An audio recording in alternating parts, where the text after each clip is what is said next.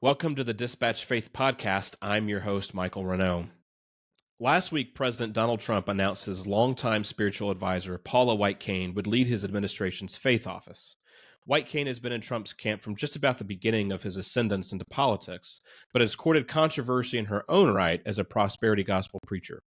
Meanwhile, Trump has indicated his administration, with the help of the faith office, will seek to root out anti-Christian bias.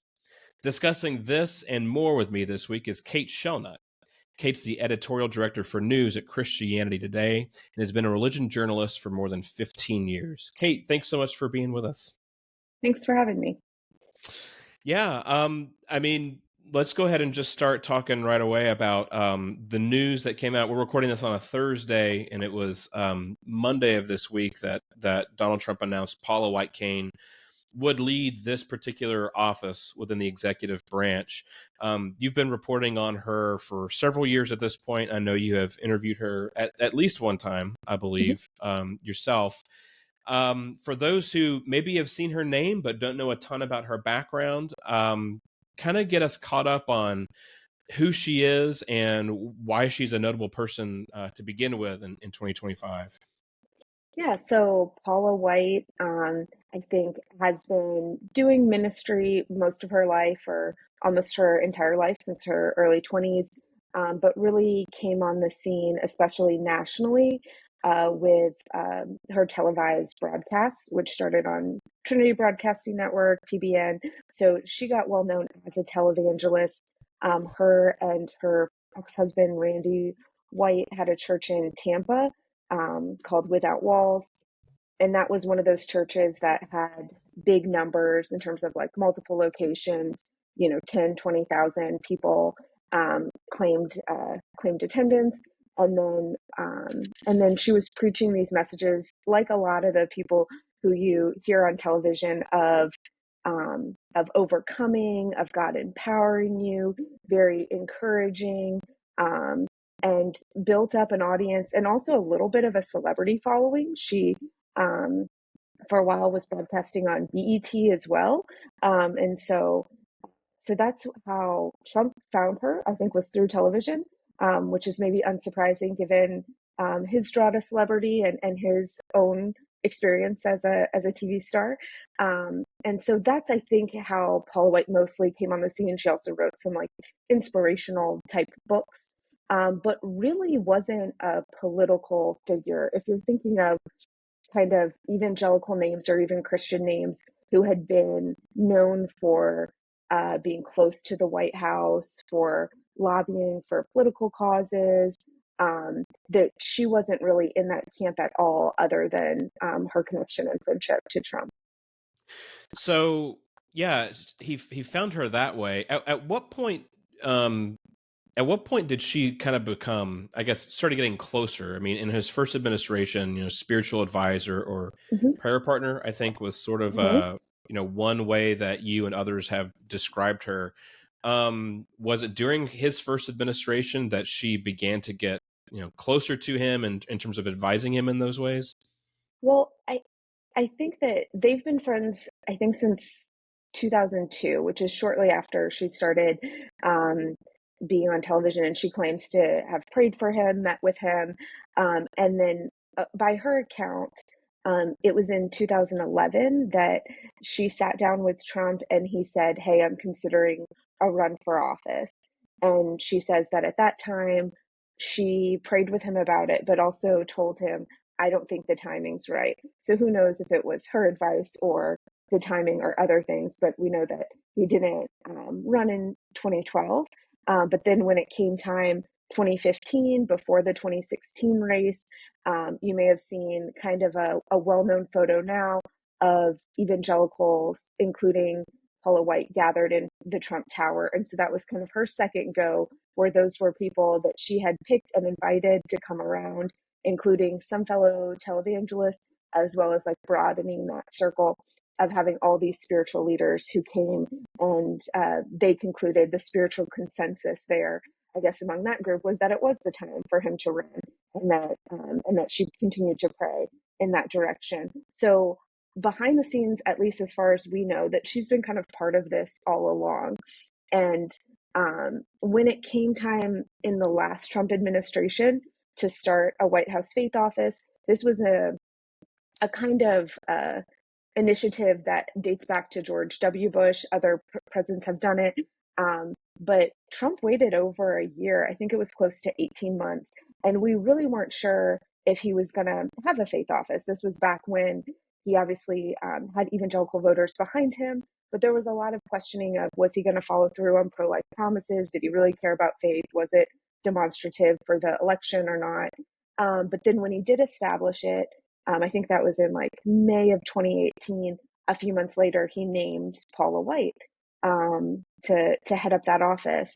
And then over the campaign this time, Paula asked him directly, "What's the plan for the faith office?" I think it was at an outreach event here in Georgia, in Atlanta. And he said, "I'm doing it sooner this time." And the way that they talked, it seemed clear to me that she would be back. I think that would be an awkward conversation to talk about her former job with her and pledge to bring it back the same and not have her there. So it was no surprise to me to see Paula White back in that position. But I do think some people maybe either weren't paying attention the first time around, just there's a lot of action that he's making a lot of news at once, doing so many initiatives in the first few weeks. So I think maybe it has a little more spotlight to it. And it's also coming right on the heels of an executive order about anti-Christian bias. And so I think people are more inclined to see the faith office as an arm of that anti-Christian Pam Bondi efforts. And Paula White herself is a Floridian, is friends with Pam Bondi. So that's another tie there. Yeah. There's a lot. I do want to come back to kind of the role of the faith office, or used to be the Office of Faith-Based Initiatives. It's had, several different kinds of names throughout several different administrations. So I do want to come back to that. I guess when it comes to Paula White Cain, I mean, there are a lot of areas of in which she generates controversy, depending on what Yeah. perspective you come from, or what camp you come from. Um, I mean, one is her involvement again as kind of a prosperity preacher, part of the prosperity gospel movement. But the word of faith movement, I wonder if you could just kind of unpack that movement. And I mean, for folks who aren't as familiar with the ways that, I don't know, Protestant Christianity or evangelical Christianity, all these kind of slices and subslices, where that fits in, or where that tradition kind of fits into the general landscape. Yeah. So I think like a lot of prosperity preachers, it's not a title that she claims or self-identifies. It's very much a label that I think people outside of the movement use to separate. So that's the kind of thing that mainstream evangelicals or other kinds of Christians usually point at figures and say. And I have met her a couple of times. When asked about that label, she says, "Oh, I don't preach prosperity, but who am I to say that God is not going to bless you?" But if you look at the content that she shares, the things she writes about, the ways that she preaches, it's very, very clear. The tone of the message is um, your little faith will result in a lot of blessings. God will move mountains for you. A lot of times there are financial elements to it where she's asking people to tithe and give, asking people to make faith offerings. So this idea that where your money and where your faith is going to result in God bringing you blessing and doing good things for you. I think a lot of times, especially televangelism, can have a real appeal to people who are looking for a sense of hope. And so that's why it works out. That's why this many people tune in, is people need encouraging messages.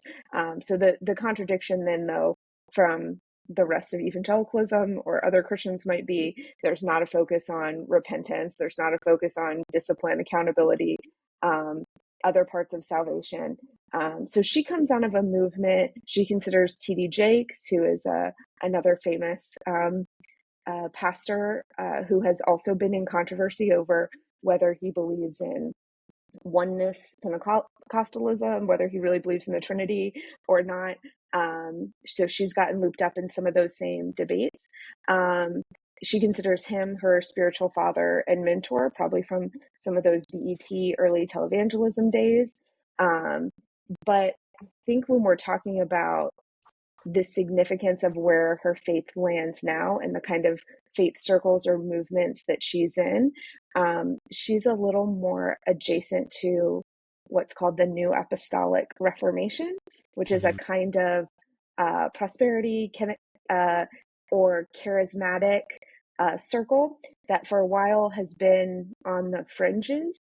It's very much a spiritual forces are at work in the world. We like demons need to be cast out. We have visions for what is going to happen in the future. We see these realms of society that we believe God is appointing leaders to control. And one of those is the government, and one of those leaders is Donald Trump.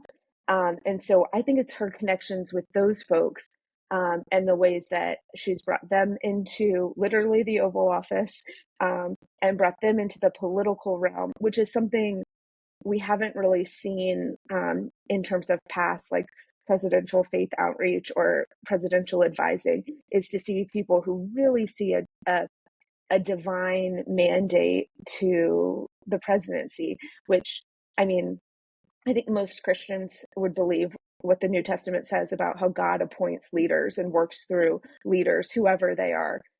This is something a little bit different than that, and goes a little further in terms of the spiritual nature of like prophesying who is to lead. And it got really tricky around the last election in 2020, that came out for Biden, and obviously controversy over that, because there were prophets who said, well, no, Trump is still reigning in heaven because that's what I've been told, or who have gone back and said, oh, maybe I saw Trump's win this time. I foretold it early. So Yeah. the prophetic and the vision casting is a segment of like this Pentecostal apostolic movement Hmm. that she's adjacent to.